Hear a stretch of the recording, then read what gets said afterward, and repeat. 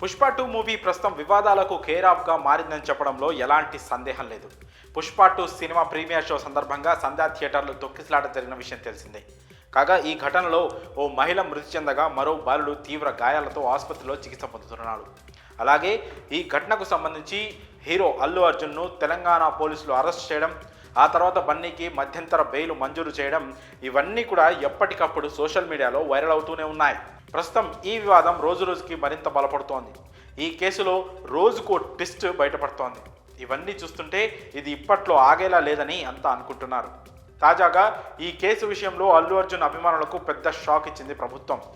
ఈ అరెస్టుకు సంబంధించి బన్నీ ఫ్యాన్స్ ప్రభుత్వానికి వ్యతిరేకంగా సోషల్ మీడియాలో కొన్ని పోస్ట్ పెట్టారు. ఇవన్నీ కూడా తెగ వైరల్ అయ్యాయి. రకరకాల కామెంట్స్ పోస్ట్లో అనేక వివాదాలకు దారితీస్తున్నాయి. ఈ క్రమంలోనే ఇప్పుడు అలాంటి పోస్ట్ పెట్టిన వారిపై పోలీసులు చర్యలు తీసుకోబోతున్నారట.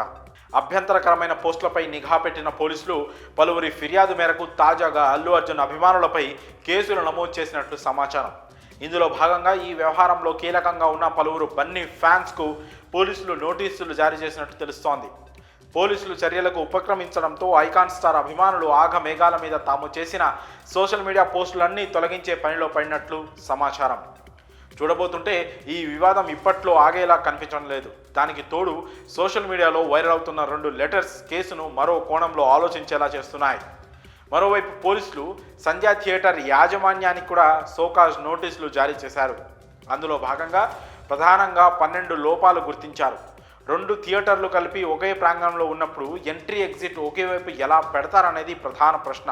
అల్లు అర్జున్ రాక గురించి స్థానిక పోలీసులకు తెలియజేయడంలో థియేటర్ యాజమాన్యం విఫలమైంది కదా అనేది మరో ప్రశ్న.